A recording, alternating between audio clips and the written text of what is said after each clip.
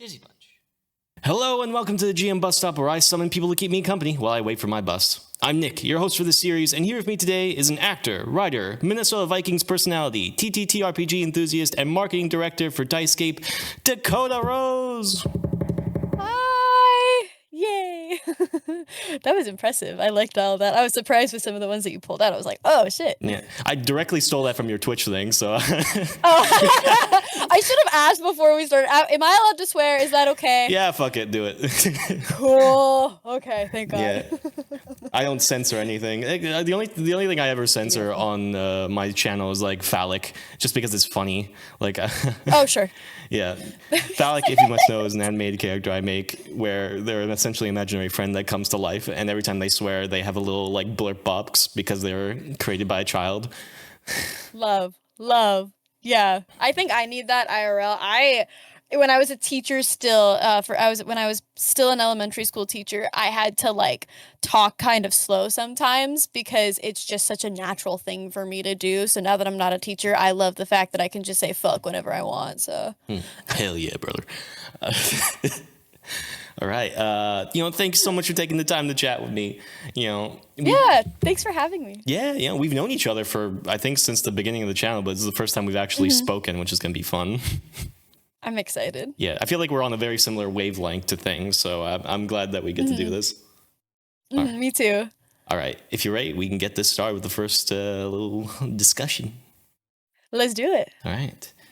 On the ever so popular Dicescape channel, you not only play Ruthie in the Fallout Garden of Adam series, but also Eleanor in The Last Arcanist. What is your thought process when creating a character for a long-running series? Oh my god, this is actually such a beautiful question, because if Eleanor didn't exist, which actually, Eleanor came out after Fallout the Garden of Adam, but if Eleanor had never existed, Ruthie would never exist. So for some backstory, Eleanor comes from a character that I had created as a DMPC for a campaign I was going to run for some college friends. The campaign fizzled out, but my friend JD, who plays the Solace on The Last Arcanist, liked the character and liked how she interacted with his character, the Solace. And so we did a one-shot together of them, starting to kind of figure out their the ins and outs of their dynamic. And then we were going to do a long-form campaign at our college D&D club. Campaign fizzled out, as they do. But these characters kind of imprinted on both of us, very heavily so. And we unfortunately didn't touch them for like 2-3 years, which is really, really sucks because they meant so much to us. We had gotten art commissioned. We both had dice for them. And so when Kylie first reached out to me for Fallout the Garden of Adam, it was interesting because in my brain, I had just been thinking about how much I missed. At the time, her name was Rosemary, now Eleanor. Which is also ironic because in another game, I have a character named Rosemary who is very different than Ruthie and Eleanor. But Kylie reached out to me asking me if I wanted to be in Fallout. And I was in this place where I really missed Eleanor. I really missed some of my college friends. And so I was like, okay, I know nothing about Fallout. I still don't know that much about Fallout. I've seen the first season of the show, played 10 minutes of Fallout 4. That's all I've got.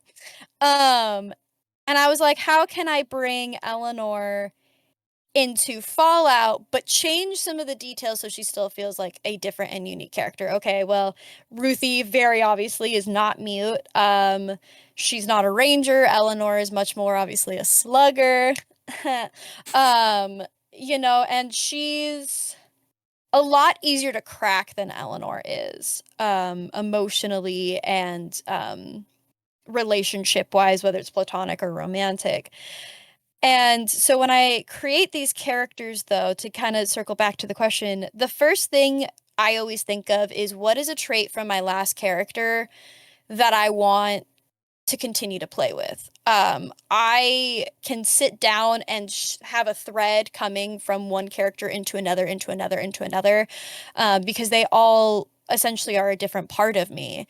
And so with Ruthie, it was, what is the core part of Eleanor that I want to explore in this different setting? Oh, it's the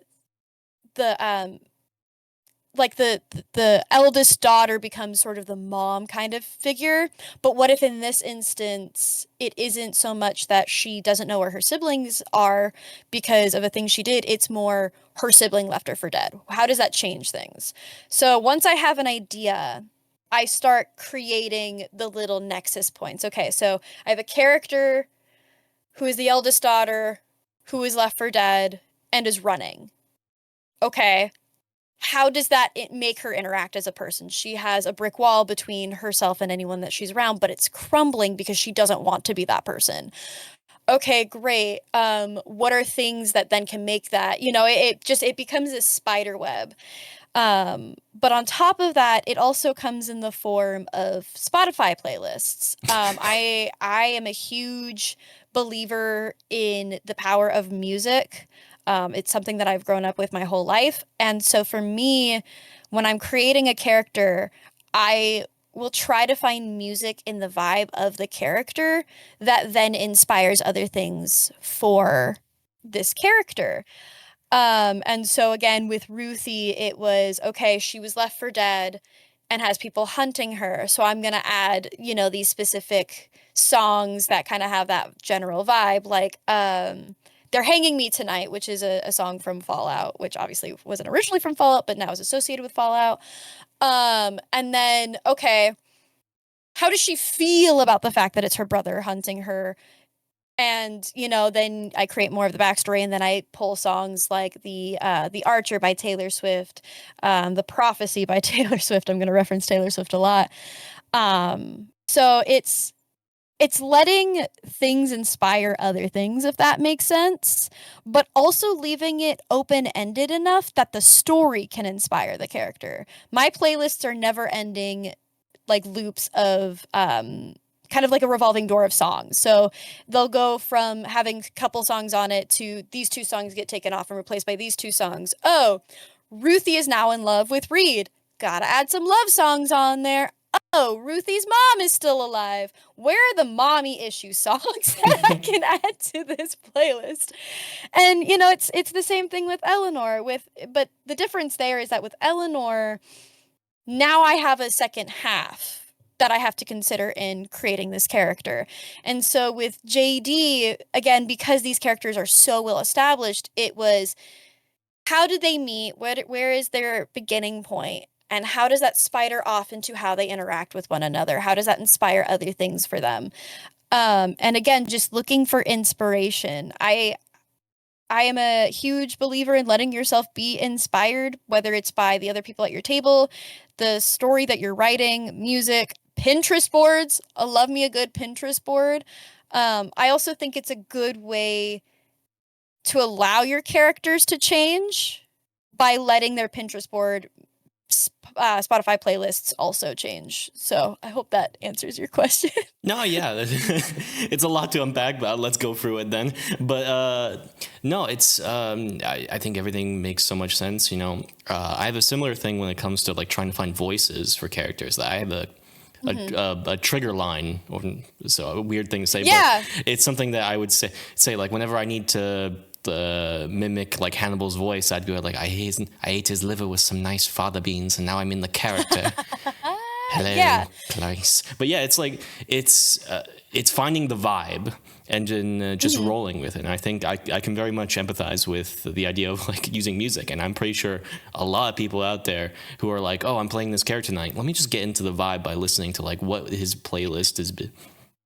Yeah. Or like you should always be inspired by the media you're watching too, whether it's video games, books, TV shows, movies. Always find a character that you would like if you had the opportunity to sit that character down in front of you and crack open their brain. That's kind of how I look at it too. It's like, oh, this character is really cool. Now let me put them in a fantasy setting where both their parents are dead. Um, but the point you make about trigger lines is interesting because I've taken a VPS class in my day, and I think they are very good for like accents. I have a TikTok talking about how if you have an accent that you do for a TTRPG character, you should find a trigger line. But I think also on your point, what are the trigger lines for you getting into character for your game? For Eleanor, I have to get myself into kind of a really angry place because she's a very angry person. With Ruthie, it's changed over the years, or years over the sessions as she's grown and changed. But I think being able to flip a switch between who you are as a human being and who your character is, especially when creating that character, is so important. No, that's absolutely true. And I do think something I spoke about, I believe, a while ago. I don't remember if it was with maybe Noah, Brian, but it was early on where I think how I am certainly inspired by media is like seeing things that I think are really cool, but like miss the opportunity, or like I was a bit like I was expecting one thing and I never saw it. So then I was like, okay, maybe how can I use this in like something I make? And I think that's something a lot of people do, and I think that's a way for people to tell interesting stories, or at least like tell like to find the right vibe of story you want to tell, while like picking things that you enjoy. Yeah. One of the things I love about Kylie is when she creates a new campaign, she will touch on, I think she calls them touchstones, like what media has inspired this thing that you are now playing with her, which I think, with like Fallout, it's like Fallout. But with something like The Last Arcanist, where it's your homebrew world and it's a different kind of setting, knowing, okay, a lot of this is heavily inspired by the Lord of the Rings, which is actually where Eleanor's name comes from. Eleanor, Elanor, is the name of Samwise Gamgee's daughter. Oh. And so when it is, yeah. I know. When Kylie said that to be fair, Samwise Gamgee has like 23 kids.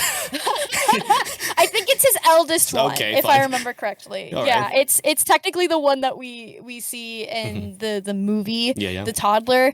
But when she said, this is heavily inspired by Lord of the Rings, and I was like, I have to change what again was once Rosemary, because I couldn't play Ruthie and Rosemary. Like that was like, so I was like, what's a name that I can change? And so I actually looked up Lord of the Rings names, and I saw Eleanor, and I was like,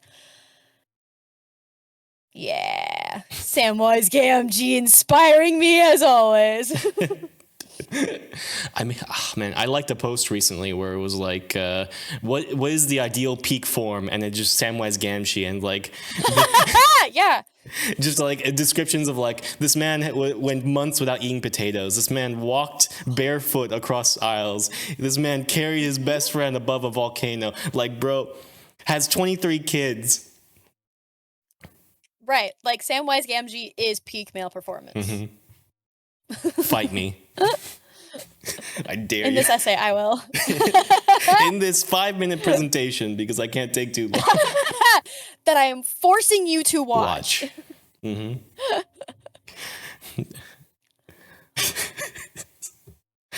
right. Sorry. I've completely lost my train of thought, but we're gonna roll with it. All right. So yeah. I can start off with the next question then. You just came from PAX East convention, and I loved your Sue Storm cosplay, by the way. Thank you. Yeah. You talked about how early on in your TikTok, people might have known you as a cosplayer and later shifted your focus to more towards RPG content. How does it feel coming back to cosplaying? Oh my gosh. So yeah, I used to cosplay. I had a tiny little stint of like famousness in the Minnesota cosplay convention scene for a while. And then life happened, so I stopped cosplaying, and it's really healing. It's so healing, because I remember when I was younger, like high school, when I was really like cosplaying a lot, I would always think, am I going to do this when I'm like 28, 30, 35? And by that point, as I graduated high school, I actually got more involved with charity work, with charity work involving cosplay, which is kind of where my love of utilizing what I love to do good for other people came from. And, seeing all these adults who had full-time jobs, kids, 401ks, cars, still continue to cosplay and do the thing they love, I was like, I can do that. And then, life happened and I stopped. But coming back has been really healing for my inner child. It's also really healing because part of the reason I stopped cosplaying is because there was a lot of trauma associated with cosplaying due to some of the people that at the time I had surrounded myself with. And there was a lot of fear when I decided to come back to cosplay because the cosplay community is a very great community. But in recent years, it's been shoved in the spotlight a lot more than it used to. It's not just like some weird thing that the weird people do like on a weekend for whatever reason. It's now like you can make a living off of it. And like, people who were not in fandom spaces are now in these spaces and the etiquette has changed. And so I was really nervous because it's like, what if I don't trim my lace front properly because I haven't done it in years or style my wig correctly? What if somebody, frowns upon the fact that this is website bought and I didn't make it myself? What if the people who used to treat me badly in the community find out and they try to force me out again? But I think ultimately knowing that I'm surrounded by a really great support system and I have some really amazing friends, um, is ultimately why I decided to do it at PAX East. Because PAX East, it's a smaller convention, less people, and I'm also there for other reasons. It's not just a strictly cosplay convention. I can get out of this cosplay and do my job because that is why I was at PAX East, for a job, whenever I want to. So it's been healing, and I already have plans for a couple more cosplays. I'll be going to Katsu next February. I will be returning to a cosplay that I actually was kind of known for on TikTok, which I'm really excited to get back into. And it's exciting, it's fun, it's healing, and it's bringing back my whimsy, which is my goal for 2026. So That's so great to hear. To be fair, cosplaying is certainly the most like put yourself forward position you can be on the internet, just because it's all about like changing, like showing people exactly like. It's so hard to explain as well. It's like, it's not just that you're showing yourself, but also like putting yourself in the guise of a character that people admire.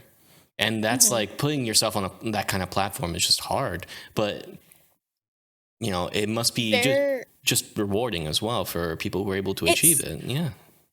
It's so rewarding. There's on that note, there's a character that I wanted to cosplay for years. For years and years and years, and I've never done it because it is a character that I hold near and dear to my heart more than any other character. I mean, I've got 3 tattoos for the guy. Steve Rogers is like, he is like, if you force me to make a list of all of my favorite fictional characters in media, he is number 1 at the top of that list. And I have wanted to cosplay a female version of Steve Rogers for years. I had a wig that I had styled but never got to do, because I would always psych myself out for it, because it's like you said, when you cosplay, you are putting yourself out there for people to look at you under the guise of that character. And so for me, it's like, I'm not as tall as Steve Rogers. I know I'm a fairly small individual. And so putting on that suit, carrying that shield, part of me was like, people are going to say I can't cosplay that version of Steve. I should cosplay skinny Steve, sick Steve, etc. But lately, and it's funny, doing content creation has really shifted how I think about myself in regards to my looks. Lately, it's been more like, that's not very Steve Rogers of you, though. Like, Steve Rogers would not want you to not cosplay him because you don't look like him. He'd want you to do it. He'd want you to do it scared. So it's really funny that you bring that up, because it's like, there is a cosplay that has been sitting in front of me for, like, I want to say at least a decade now, that I've never done because I was so scared of being perceived. But it's just a matter of like, so what? Like, who cares? You're doing it for fun, and if people are mean about it, then like, that's their prerogative. They can be mean about it because that's how they feel they need to do about it. But at the end of the day, like, that person's still got to live with themselves and you got to live with yourself. And I would much rather cosplay a character that I love and go to bed happy than be like, dang, I want to do it, but I just can't, you know? I don't live my life in regrets, if that makes sense. No, no one should. Not in cosplay. Cosplay's supposed to be fun. Do the Yeah. character. Do it thrifted. Do it homemade. Do it website bought. Do it AU. Do, like, it's all fictional characters and fun. You know? Do it scared. It's great. I also just love the fact that the full circle thing of, like, you know, the Steve Rogers aspect of, like, what would he do? He wouldn't give a shit. He would just keep going. He would be like, I can do this all day. Come on. Yeah. I can do this all day. And that being inspired by these kind of characters is exactly what superheroes are meant to do. It's not even just superheroes, but it's like, you know, we can look at, like, fictional characters like anime. We can look at, like, anyone you want. I was thinking of Luffy from One Piece just because, like, I was listening to something about that. But it's the reason why the story is so compelling for that character is that, you know, he's trying to achieve a dream that everyone's telling him that it's impossible, but he's gonna do it anyway. He's just doing it, and that's what characters are meant to be. They're supposed to inspire you to do things, because if they can achieve something that's impossible, then you can achieve something minor. The idea of achieving something minor is just like, yeah, if Luffy can be the king of the pirates, then I can get my driver's license. Yeah. If Steve Rogers can fight his best friend while a helicarrier is falling around him, I can get my passport. Yeah. I can talk to the person I've got a crush on. I can, you know, I can start a content creation career. Yeah. There's this short I watched recently of someone being like, being very inspired by Percy Jackson as a child. And they were like, you know, Mom, if Percy Jackson can fight these titans, then we can fight this property. Yeah. I mean, if Percy Jackson, who has ADHD and dyslexia, can be like this icon, what's stopping me?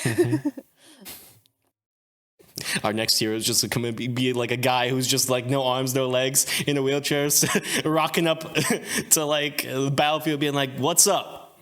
He's gonna have swords on his wheelchair, and it's gonna be awesome. He's gonna have a sword in his mouth. We going or what? Yeah. Square up. Yeah, I mean, like, you know, a bit of my own self, which I don't really do that very often, but like I'm someone who has a form of motor issues in my hands, and so it's very difficult for me to draw and like do straight lines and stuff like that. And something that really inspired me to just keep doing art is that I've seen this content creator who's completely paraplegic, has no use of their arms or legs, and draws with their mouth essentially. And oh wow, yeah, and they do this incredible art, and they just keep going no matter what. And that's kind of one of the things that really just inspired me to be like, you know what, I've got my problems, but you know, they're not things that will make me give up. They're things that are just gonna hold me back a bit. Oh yeah, and like I feel that so hardcore, you know, being a non-binary individual in like the NFL community. There are definitely times where I'm like, I need to get out of here. Like, this is not a safe place for me. And then it's like, well, but, you know, that means that the non-binary kid who likes the NFL is going to be too scared to do it. It's always really interesting thinking about how you're inspired by other people, but other people are inspired by you too, especially if you're the first in a space. And I don't know if I've seen another non-binary individual. I've seen other trans individuals in the NFL space, but I haven't seen another non-binary person who actively uses they, them pronouns, actively is doing their makeup talking about the NFL. And so, again, it's just do it scared. There's always going to be a million reasons to not do something, but You should do it anyway. So I'm a huge fan of Andy Weir, not his political views, but his books. I feel like I have to say that now. I'm a huge fan of Andy Weir. I love The Martian, and I just recently saw Project Hail Mary, and I'm gonna start the book. Because I like seeing movies before I read the books, because I'm weird. But there's a line in Project Hail Mary, I wrote it down because I don't want to paraphrase it, and I think it is very true of us who are creatives in any space. So, excuse me. Grace, Ryland Grace, the main character, is talking to one of the astronauts, saying, I don't know how you guys are doing this. You're basically going on a death mission.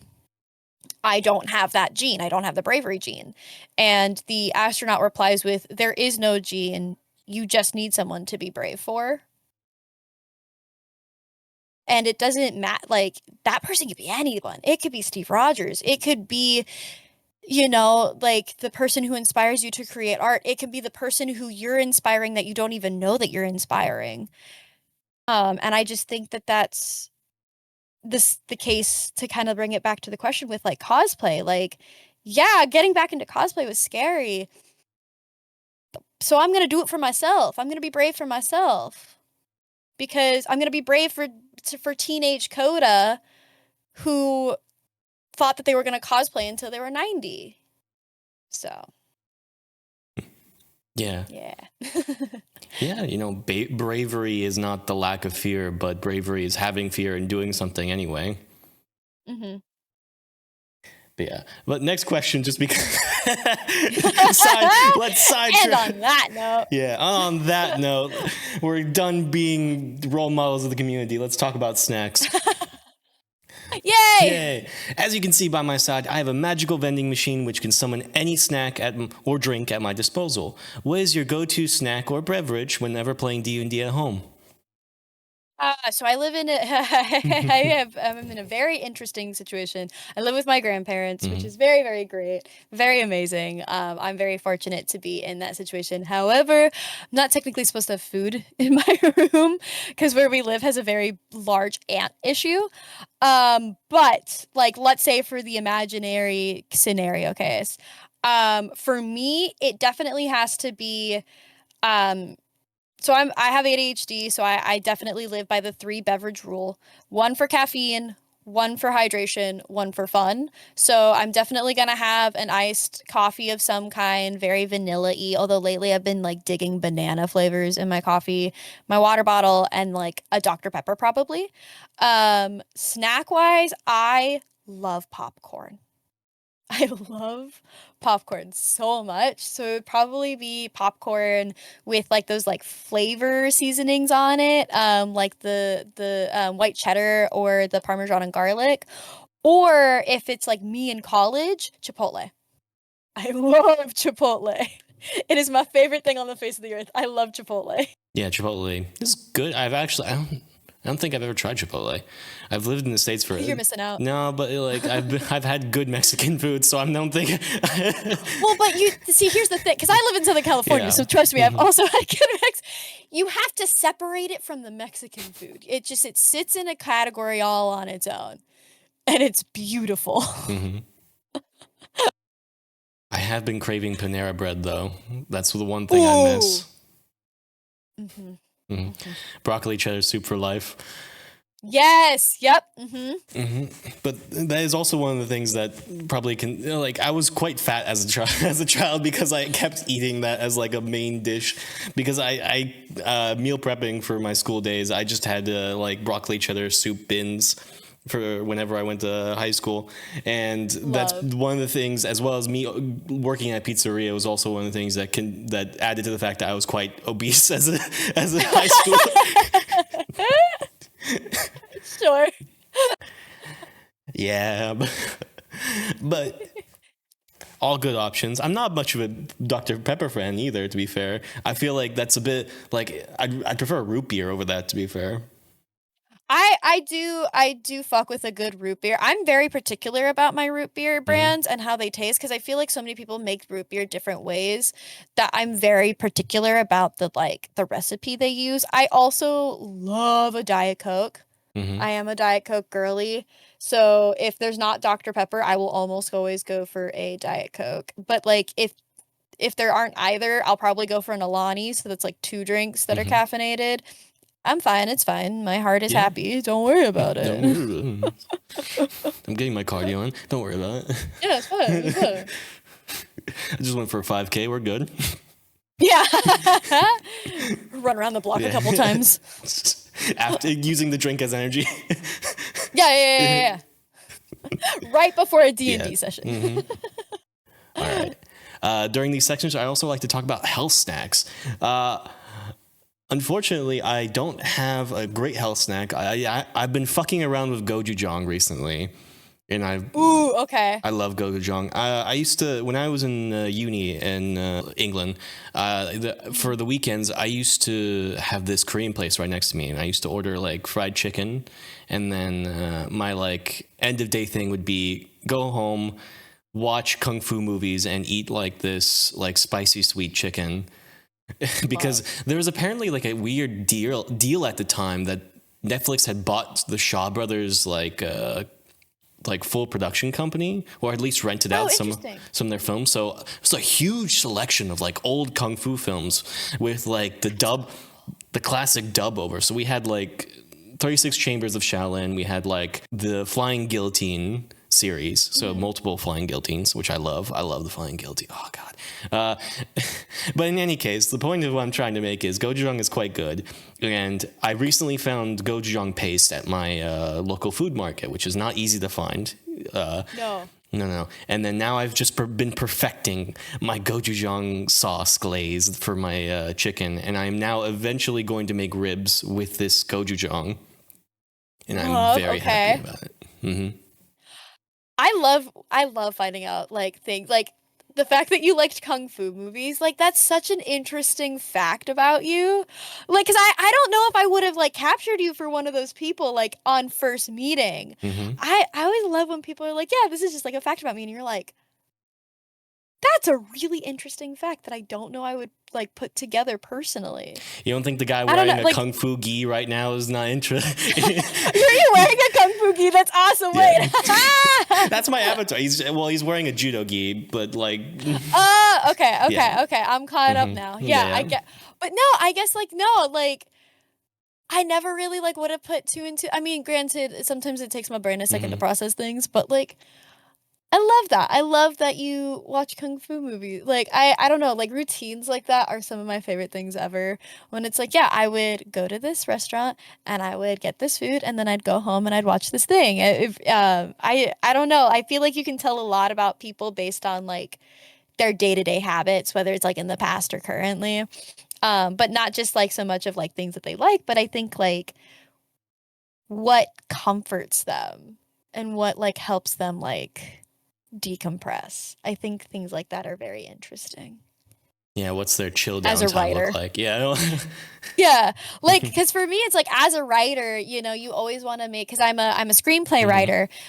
You always want to make your characters feel as and even with TTRPGs, you always want to make your characters feel as lived in as possible. So it's not like you're discovering them for the very first time. And so I like when people tell me things like, yeah, like I would go to this Korean place and then I'd go and watch kung fu movies. I was like, would any of my like what kind of a routine like that would a character like if I were to write about you, like that is a very important fact that I need to at least at some point bring up. You know, if you were one of my characters in a screenplay, like that's it might seem little to people, but like it's actually like a really big fact about you. So I thank you for sharing that with me. I appreciate it. No problem.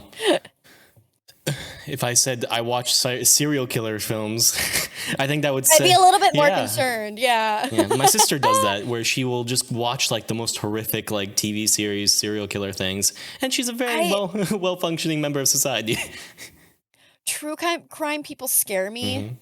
Like good for like you do what makes you happy as long as it's safe and respectful. But like I have that thing where when I see blood, I like get lightheaded and want to pass out, which is interesting considering what my favorite TV show is. So like I can't do horror, I can't do true crime, and I've got really bad anxiety, and so like if I watch a true crime thing, I will start to convince myself that that will happen to me. Hmm. I love horror. I love laughing at horror so much. That's my I favorite wish I thing. was like you. This is like it's the funniest story I have is like when the first Halloween came out, like a 2018 one, before the whole trilogy thing messed it up. Yeah. I went with my partner at the time to a movie theater and watching it, and I was cackling the entire time. And my partner looked at me like, "Are you okay? What's going on?" And you're like, yeah, I'm Yeah, so good. I'm having a fucking great time. It's funny. Yeah, this It's shit's great. hilarious.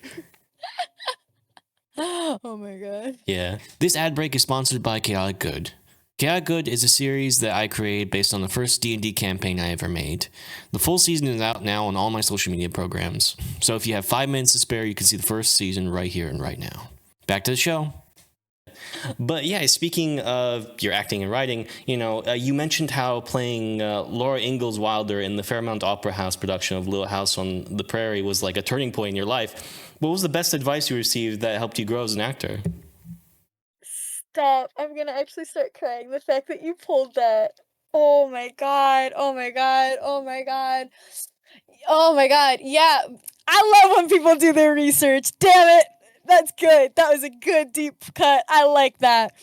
Oh my god. So yeah, I played there's a very horrible musical that they made out of the Little House on the Prairie book series and TV show. I played Laura Ingalls Wilder, the main character, for those of you unfamiliar with Little House on the Prairie. And this production came out in like we did it June 2020. We were the first theater production to open its doors to a live audience after COVID, which is such a insane thing, like insane sentence to say now 6 years later.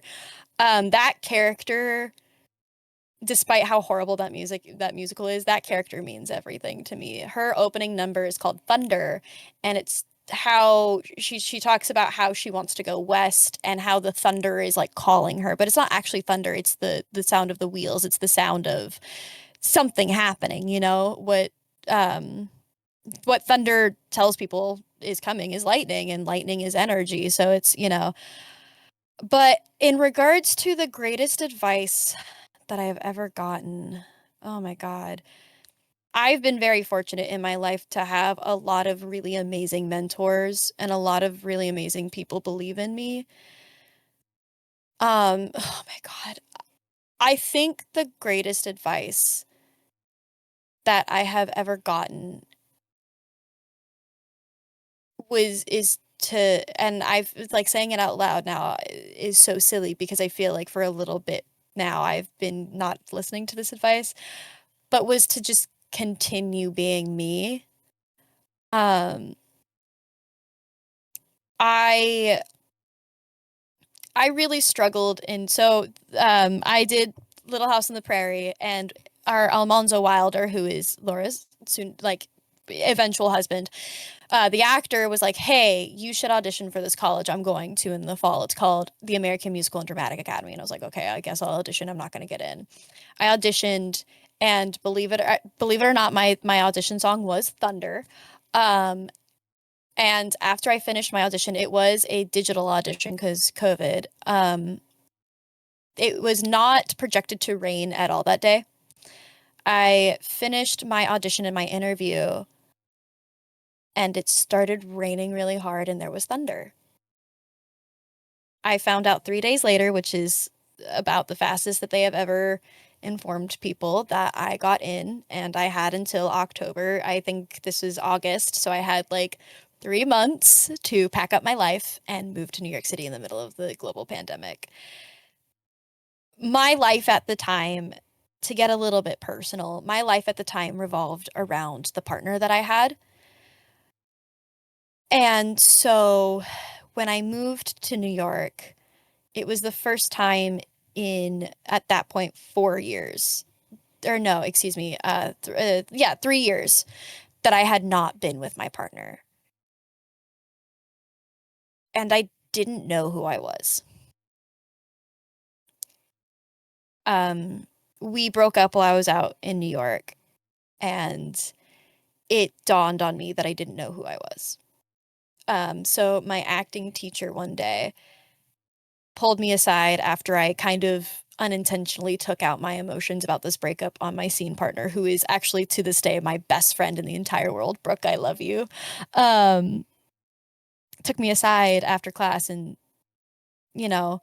asked me about it. And I said, part of the anger that I have is that I don't know who I am. My life was this relationship. And then I got to do something outside of this relationship for me. But now I'm here and I don't know who I am. And he said, well, just when you find who you are, be yourself. And that advice, like it's such a cliche bit of advice, but for an actor, you play so many characters, and now as a TTRPG performer, you play so many characters. When you're a writer, you have so many characters in your brain. It can be hard to find your true self in all of that. I actually had a TikTok video where I talked about after a session, making sure that you take the time to reconnect with who you are. And that advice has meant everything to me, because that was the main message, to bring it back to that play. The main message was Laura staying true to herself.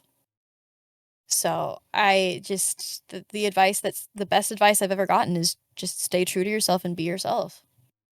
Mm. I mean, yeah, sometimes the simplest answer is just the right one. Mm-hmm. Yeah. Absolutely. Mm-hmm. Yeah, that is the beautiful thing about kind of life, isn't it? Things line up in a way where it's not obvious that it's supposed to work, but it does. Yeah. Mm-hmm. Thank you for sharing that. I as would well. not. Yeah, of course. I would not change. I try not to live in regret, which is funny for so much anxiety. But I am a firm believer that things happen for a reason.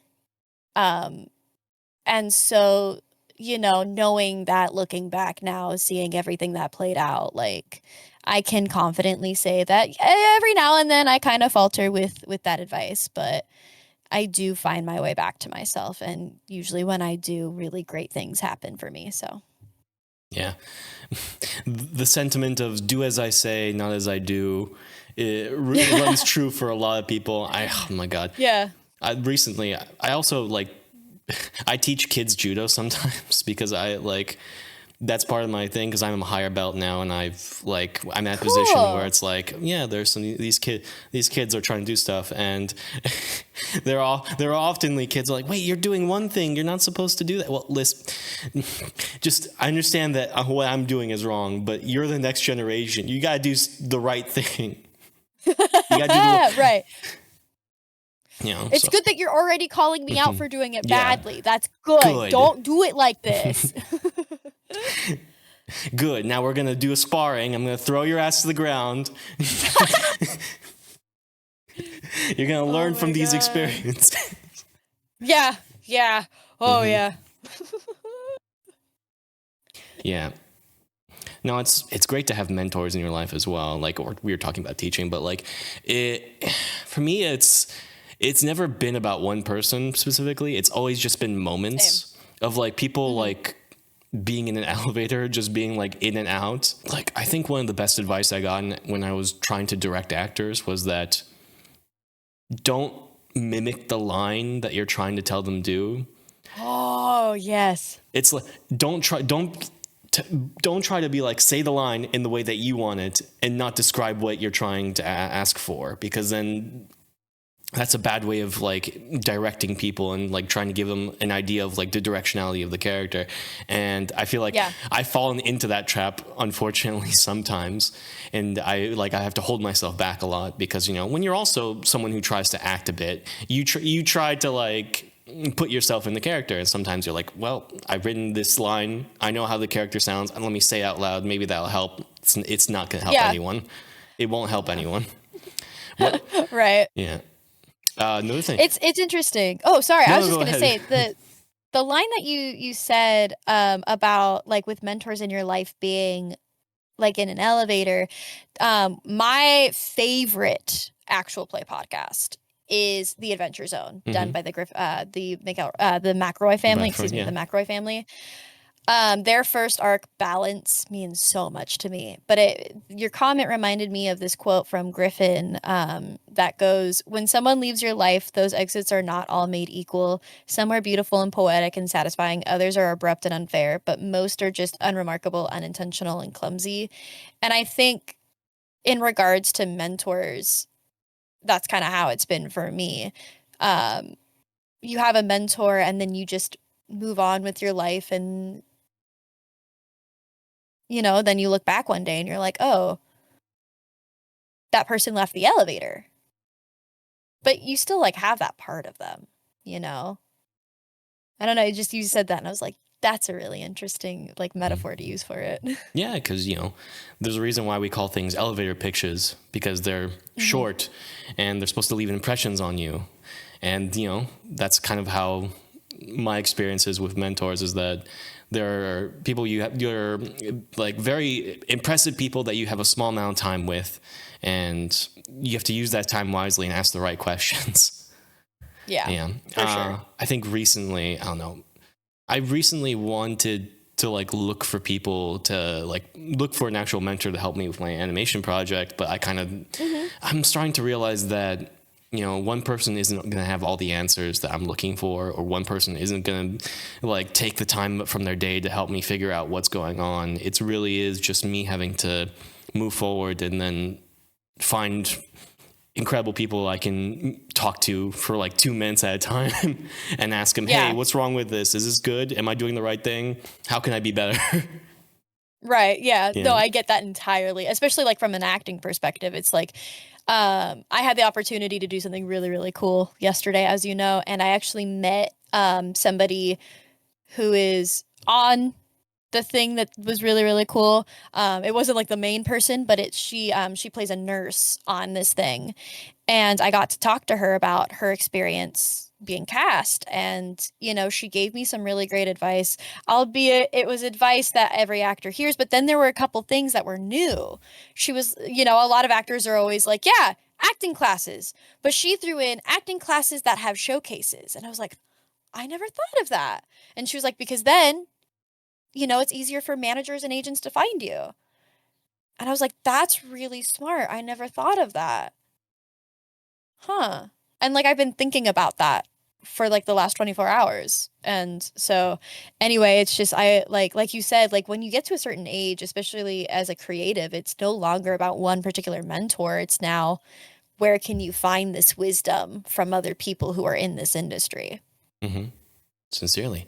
And speaking about your favorite topic, we are now on our mini game segment, and we're going to go back to a classic. You're going to be blindly ranking different categories from 1 to 4. For example, if the category was food and I said pineapple, you would have to place it on 1, 2, 3, or 4, even though you don't know what the next food will be. No, I hate these. Okay, I'm excited. Okay. Once you place an item, you can't change it. So if you ranked pineapple at number 1, then I said your favorite food, you'd have to rank it below pineapple. Oh, no. Okay. Since you are a massive fan of The Pit and had just come from seeing Noah Wyle receive his star from the Hollywood Walk of Fame, our first category is going to be nurses from The Pit. Nurses? Interesting. Okay. I feel as though you love the main cast so much. I feel like I had to like put a specific group of people together. And I love that. Yeah. I love that. Okay. Our first nurse, Mateo. Oh, Mateo. Oh my boy. Ooh, okay. I have a question before I give my answer. Are we just like, based on where they're at right now in season 2, kind of a vibe? Yeah. Sure. Yeah. Yeah. Cool. Okay. I would put Mateo at 2. I like Mateo. I like the energy that he brings to the ER. I think him being on the night shift is just perfect for his character. I'm gonna put him at a 2. Yeah, he's definitely got the vibes. He's the kind of guy you would like to be. What's that term called when you're doing weed with people? Blood rotation. Yeah, blood rotation. He's definitely the guy you want in a blood rotation. Yeah. All right, Mateo's number 2. Yeah. Yeah, that rhymes. Your second nurse is Perla.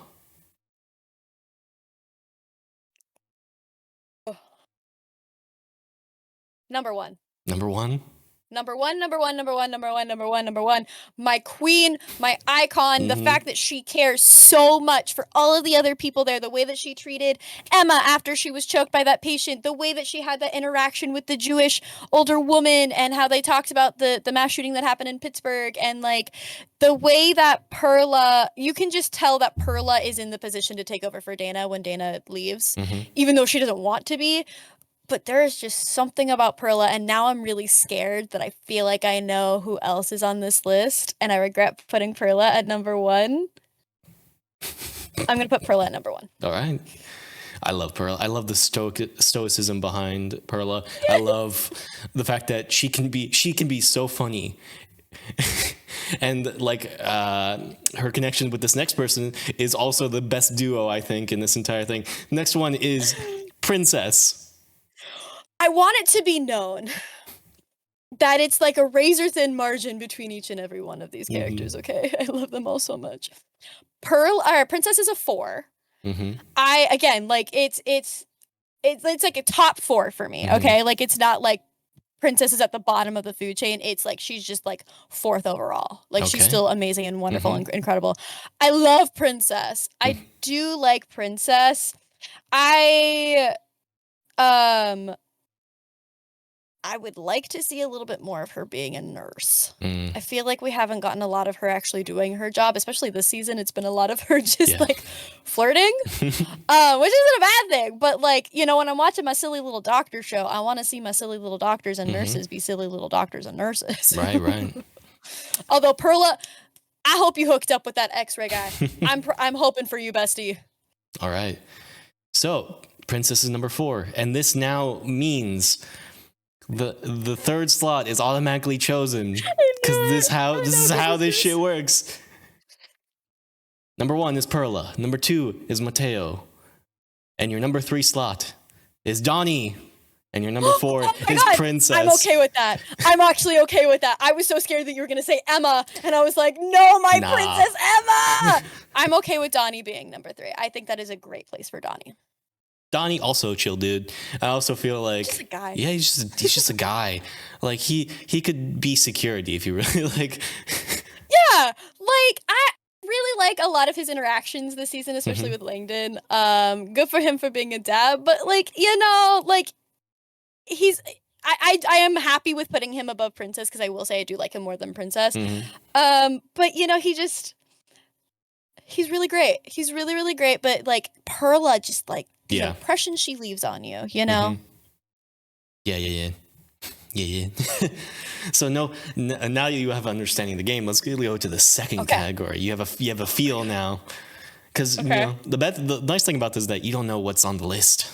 You just so don't know. Scared.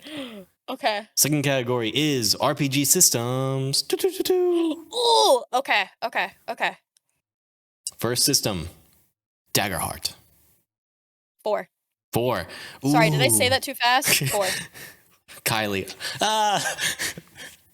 Listen, it's a great system. It is a great system. As an actor, I am really enjoying the fact, and as a roleplay first player, I am really enjoying the fact that a lot of mechanics are rooted in roleplay. I need a little bit more structure. That's my thing. You know, as somebody who has now played it for a while, it's not that I don't like Daggerheart. I do really enjoy Daggerheart.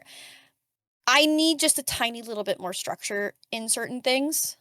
I think that there are some mechanics that are really, really great, and I would love to utilize them in home games for like other things. But the problem with not having an initiative order is that if you have people who are used to playing games with initiative orders and then you put them into the system, we're automatically just going to fall into some rhythm of an initiative order. It's bound to happen. So I don't know if doing a true free initiative is really something that can be done.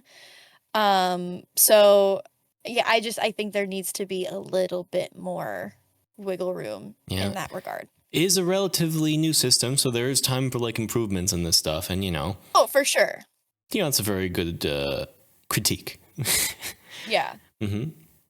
All right, Daggerheart. It can be used for long-term games, though. I want that to be, like, I am saying that again to the people who are like, no, it's only good for short. It's not. It's like, you can healthily do a long-term campaign in Daggerheart, and I will stand on that island. If it is just me and Kylie, I will continue to stand there with her. I mean, you could do a relatively long campaign with even a shitty-ass system. You just won't have fun with it. That's the problem. Yeah.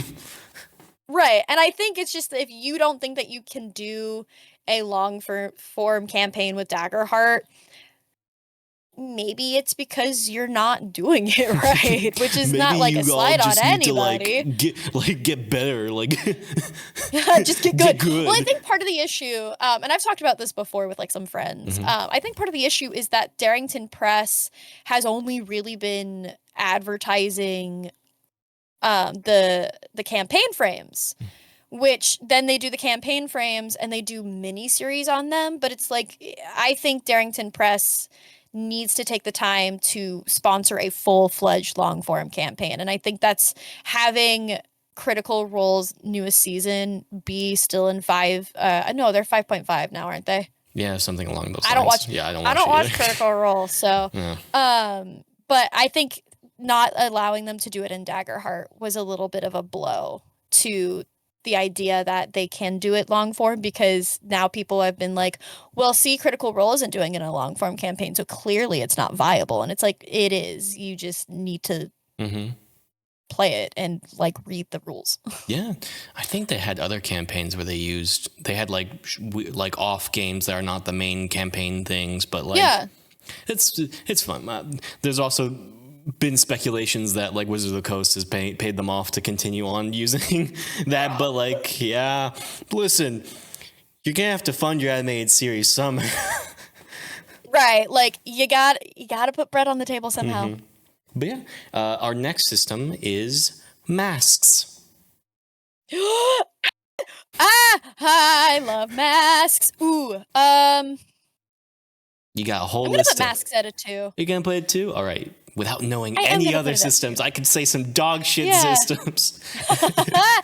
I think you can make the worst of systems still fun. I really like masks as a huge comic book nerd. I really like the fact that it encourages you to be original and not just stick to like Marvel or DC. I really like, again, the role play mechanics of it. The one thing is, again, well, I don't know, because with masks, I think not having an initiative order makes a little bit more sense for like a superhero, TTRPG.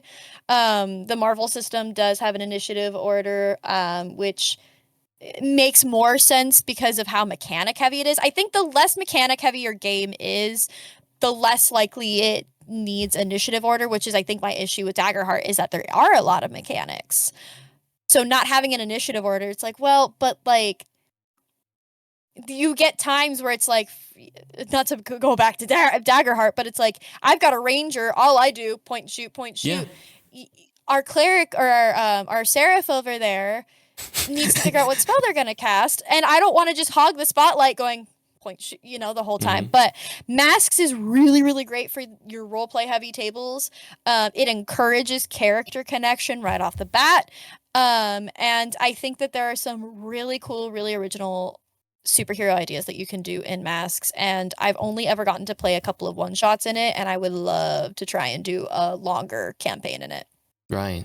I've heard it's similar to Kids with Capes. So yeah, kids on bikes, kids with capes. Yeah.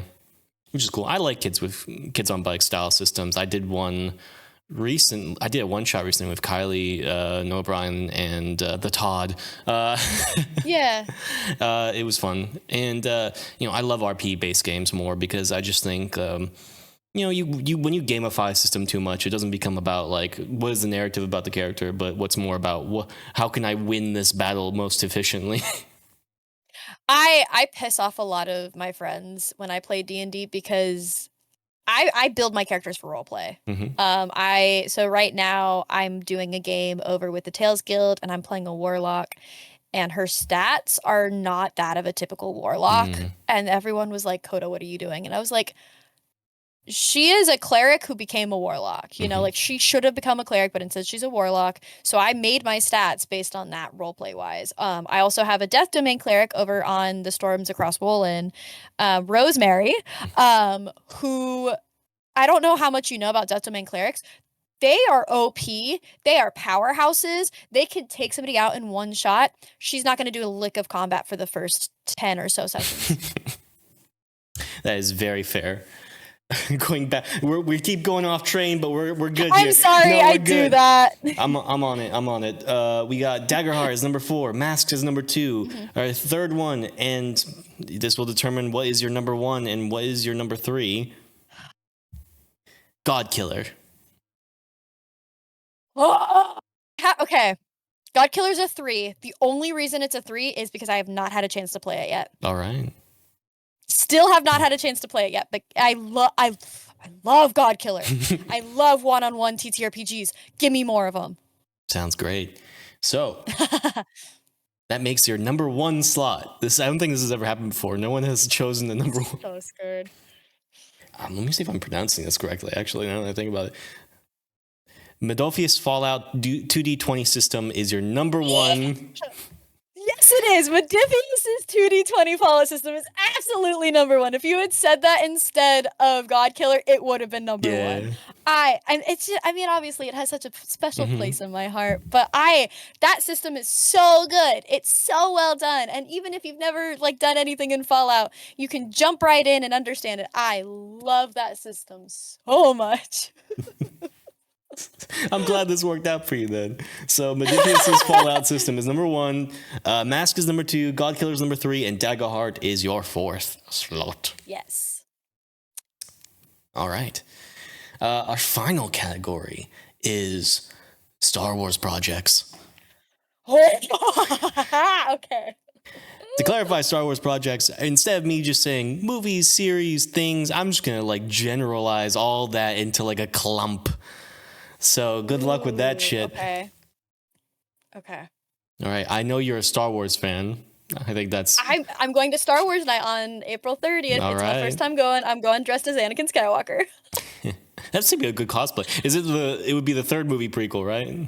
Because I've got the glove and everything. It's more of like a Disney bound meets cosplay because my friend and I are going to Disney like really not like super early in the day because we're gonna be there until like 3 a.m. But we're going to Disney a little bit earlier in the day, and so I wanted it to be a Disney bound so I didn't potentially get kicked out, but also like still have the elements of like, oh, that's Anakin Skywalker. So I do actually have like a cosplay version of his robot arm glove. Nice. I think the only other aspect of him would be his scars on his face, but like... Oh, I'll do that. Yeah, I'm doing that. Don't you worry. It's very small as well, if I recall correctly. Yeah. If you really want to go out there, do the yellow contacts, but like this... Not at Disney. No. I had black contacts on my eyes for a Halloween thing, and I went to a school party, and my counselor came up to me and said, "Nick, you can wear these tonight, but you can't come to school like this anymore." I'm like, okay. I want you to be clear. If you come to these to school, you will be suspended. And I was like, okay. That's crazy. Yeah. Because, like, I think... did it freak people out, or? So it was black contacts, so, like, all the white in my eyes were gone. Yeah. It's like, so it didn't just, people just gave me compliments the night, but I think it was just my counselor being like, this is fucking crazy. I'll send a pic. Yeah. I don't know if I still have a picture, but I'll send it over at one point. Hold on, I'm going to derail this entire podcast. Listen, I keep doing it. I'm a yapper at heart. I've had this conversation with many a friend. I am a yapper at heart, just looking for her, like whoever, not me misgendering myself, just looking for their listener at heart. So, like, I will yap until someone tells me to shush. It's an unfortunate curse, but it is my curse, and I wear it proudly. Absolutely. We'll continue with this because I can do 2 things at once. Your first one of these Star Wars projects is the holiday special. 4. You sure? I do have a Life Day shirt that I got from Disneyland because I went with my mom during Christmas. It's 4. It's a 4. Do I 4? need to explain further? You It's a don't 4. like the Chewbacca family? It's not the Chewbacca family that makes it a 4. It's the everything else about the holiday special. We get Anakin. No, do we get? I think we get Anakin. We get Anakin and we get Han Solo. No, it's Luke, Leia, and no. What am I saying? Anakin. Listen, if you're a holiday special if you're a holiday special believer out there, I love that for you. It ain't for me, Pookie. You can't do it. You can't make me. You can't do it. You can't. All right. Our next one is the prequels. The entirety of the prequels. I'm going to put it at a 2. I love the prequels. I'm a prequel believer. All right. Number 2. That's so cool. Oh my God. That's so cool. Yeah. Oh a little bit of a school shooter vibes, but maybe now I see why they. Yeah, like hindsight and all that. Mm-hmm. Now that I look at myself in the mirror. I mean, well, and like it's just like I'm going to Star Wars night dressed as Anakin Skywalker. You're not gonna of course the prequels are gonna be high. All right, so holiday special for prequels 2, did we say? Mm-hmm. All right, you don't even know what the other projects are. This is the crazy part. You just I know. I keep saying that like it's like I'm like it's gonna change anything. I'm insane. All right, this next one will determine what your first or third, I believe. So, the main trilogy.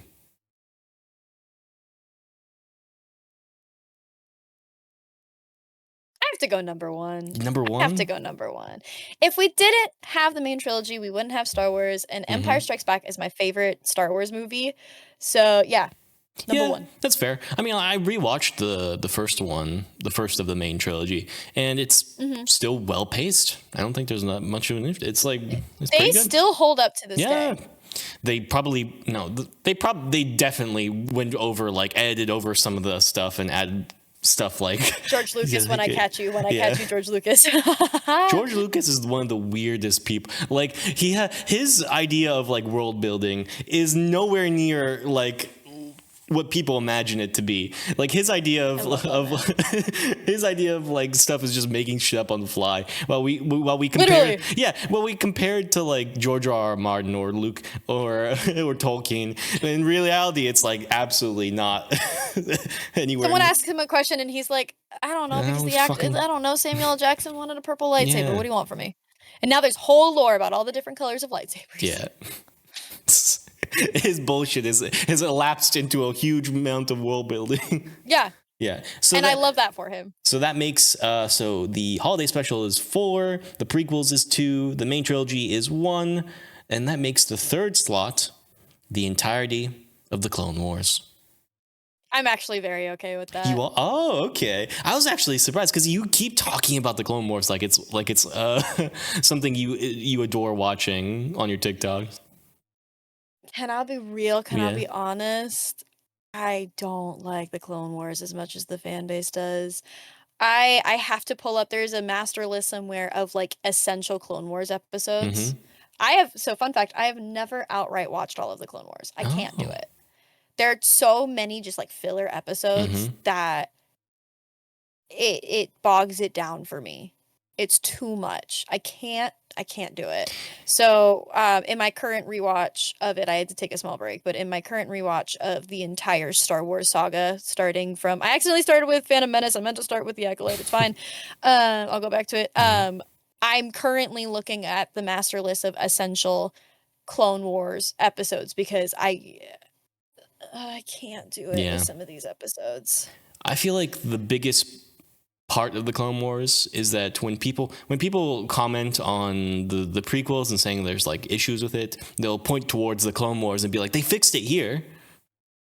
I was like, well, but is this a safe space to say that I think they made Padme and Anakin's relationship worse in the Clone Wars? Possibly, yeah. I've watched like an episode in a fucking long ass time, but I also just never gave a shit to begin with. Like, Which, like, fair.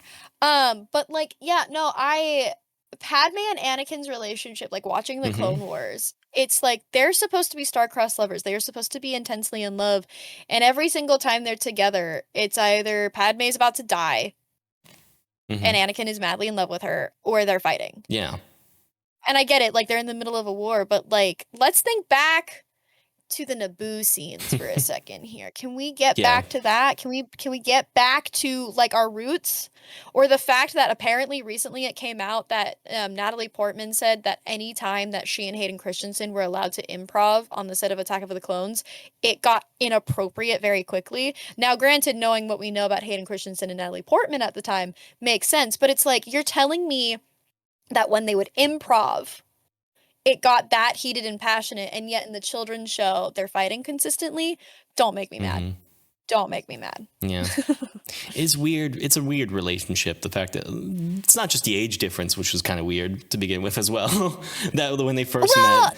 It's all when they first met, yeah, but it is a 4-year age difference. Yeah. She was 14 at the time. I wish, that George Lucas had done that a little bit better, but George Lucas can't write for kids as well. It's like the lines you hear the kid go like whippy. It's like what the no, there are no children. George, Pookie, put that down. Don't do that. Don't do that. But yeah, and there's also like theories about how Anakin uses the Force to kind of like manipulate Padme's mind into like loving him, which is also like really fucked up in a way where it's like John Williams did not create one of the most devastatingly beautiful love themes for Anakin and Padme for people to come up with bullshit like this. I need the media to be literacied so quickly. I need it to be literacied a lot faster than it is. Yeah, it's that kind of shit, unfortunately. I still think the best thing that to come out of the entire Star Wars series was probably Andor. Love Andor. I'm a Rogue One believer myself. That hallway scene. That hallway scene. Yeah, too good. The coolest. The coolest. Shit, we're so fucked right now. Well, and it's like the fact that like what happens. Yeah. We've all seen A New Hope. We know what happens, but you're still sitting there like, oh my god, are they gonna get the plans in time? What's gonna like how and then it still happens, but you're like sweating and you're having an anxiety attack because it's like, oh, Darth Vader. I mean, that man canonically has a line where he goes, "All I'm surrounded by is fear and dead men." I need more evil, sick and twisted Darth Vader in my life. Disney live action Darth Vader show when, and I know people hate it when you say that, but I want to know what he was up to in between Empire Strikes Back, or no, excuse me, in between Revenge of the Sith and A New Hope. What was he up to? What was he doing? But like with James Earl Jones passing, there's the person who fills those shoes has got to have some balls of steel, my guy.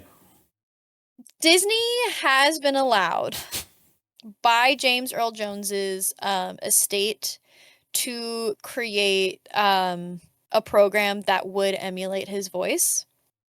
Now, the problem with this is that, unfortunately, it's not going to have the same gravitas and performance because it's not going to be as emotion-filled.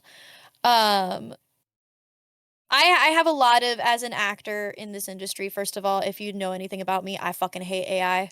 I want that to be said. However, I hate generative AI. I think the problem with the fact that we call so many things AI now, even though, I'm sorry, ChatGPT is not AI. It's just a program that knows how to scan. That's not AI. So, like, first of all. But I absolutely hate AI. However, I think if all AI wasn't lumped in with generative AI, there are certain things that I would be fine with. Like, I know that AI can help the non-generative kind, has done a lot in the medical field years before generative AI became a thing. There have also been, advances in technology that they could utilize this program with his voice to, you know, make it seem more realistic, like when they made Harrison Ford young in the Indiana Jones movie. With that being said, stop CGIing young actors' face. That kid who played Luke Skywalker in the TV show, perfect young Luke Skywalker. There are some really good James Earl Jones impressionists out there who could do Darth Vader the justice. Like, yeah, it's really cool that, you know, and they could use that to help train the person who takes over for him. But like, I don't know. I fuck generative AI. That's all I have to say. Fuck generative AI. Very fair stance. Very fair.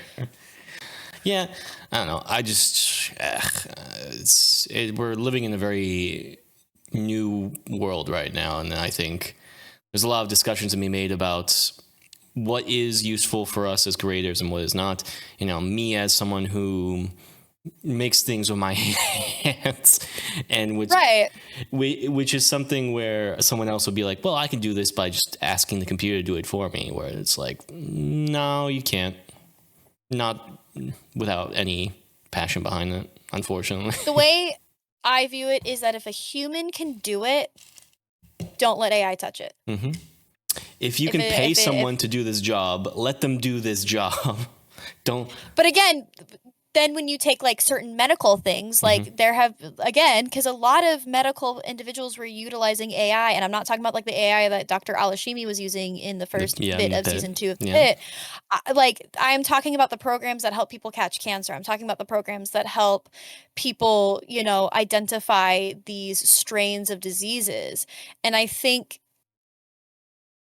programs like that are very useful because a human can't do that. No, the information gathering of AI is so useful. Like the reason why I think a lot of like business oriented people want to continue further with the AI is because they've been able to use it to gather information that would require them to waste time in order to find. And that's kind of like where a lot of people's ideas are going. We're not going to go too much into the concept of AI. Because this was not planned. But I will say, if a human loses their job because of it, I'm in your walls. I'm in your walls. He's in the fucking walls. He's in the fucking walls. Exactly. Yeah. Stop polluting our earth. All right. We are nearing the end as I see my bus in the horizon. Thank you again for taking the time to chat with me. You can take this time to shout out any upcoming projects or series that you guys are working on. All right, so here's the thing. I've been told that I have a really, really long list and that I don't know how to take breaks, and that's the gifted child in me, bestie. Hi, my name is Dakota. I go by Western Dakota on the internet. You can find me most places at Western Dakota, and if I'm not there, it's either because I blocked you or I'm not there. Dealer's choice. It's yours to decide. You can find me over at the Dice Gate playing Ruthie on Fallout: The Garden of Adam, and Eleanor on The Last Arcanist, which is a Daggerheart show. I can also be found over at the Strangers Guild as the Goddess of Wisdom, Cersei. Apparently, I play a lot of wisdom-adjacent characters. Don't know why, but I guess I do. You can also find me over on Kolf Wolfrun's channel as his Goddess of Storms, Garulana, and as his editor. I sometimes make appearances both as little like pictures of me on the screen and with my voice. You can also find me over on the Tales Guild playing Taldra, the really sad and depressed drow who may or may not cough flowers and not remember her ex-lover. It's great. It's fine. She's totally okay. You can also find me over on Storms Across Wolin, which is a brand new actual play that I am doing with my dear friend Doob as the DM, and my friends Caleb the Bard, Icarus, Mist, and Bailey. Mystic Stories, I believe, is Mist's username, and Sealith, I believe, is Bailey's username on the internet. It is a pirate campaign, and the episodes for our like character introductions, which we are calling the 0.5s, are out now on YouTube. So just search Storms Across Wolin and they'll come out. If you are a huge fan of the NFL and all things nerd, you can check me out over on the Gridiron Geeks, which is done by the Pro Football Hub's Not a Casual. It's a really fun time. New episodes come out every Friday. And I believe that is... Oh, I also do a lot of stuff over with For the Cause. It is a really great charity event or charity organization that plays the game for the Queen, but raises money every month for a different organization. I don't know when this episode's coming out, but if it comes out before April 28th, I will be running my first For the Queen game. It is for the Queen of the ER because, of course, it is Pit inspired. So come check it out while we raise some funds for the organization. The Joyful Heart Foundation. So, speaking of charity, I also do charity events over on my Twitch, which is twitch.com/Western.Dakota. We'll be gearing up for our next round of charity games in May, and we've got some really, really cool sponsors that I'm so excited to be able to say soon. And I want to make sure that I didn't forget anything, and I don't think I did. That's everything. Hey, that was quick. I do a lot. I don't take breaks. It's a bit of an anxiety attack, but we're good. We're good. Yeah. Yeah. It was great. You know, like I said again, thank you so much. I know you're a very busy person. What? What gave off that impression? All right. Oh, well. Well, I hope you guys like this episode. If not, I don't care. I'm going to keep doing this. See you guys on the next one. All right. Bye.